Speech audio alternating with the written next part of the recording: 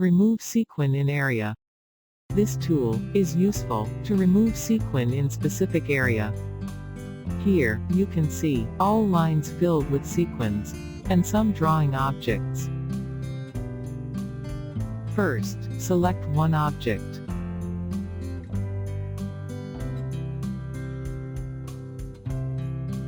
And press Remove Sequin in Area button. As you can see, the sequin has been removed. Let's see again, with Open Object. Select the object, and press Remove Sequin in Area button. Now you can see, the sequence has been removed from the bottom of the object. Let's see again. Select the object,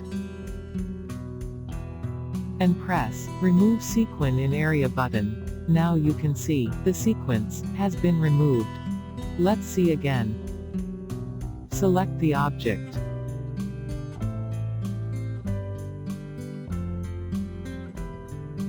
and press Remove Sequin in Area button. Now you can see, the sequence has been removed. We can also use Remove Sequin Area button, like a Bezier tool. Click on Remove Sequin in Area button, and select the area with mouse, where you want to remove sequins.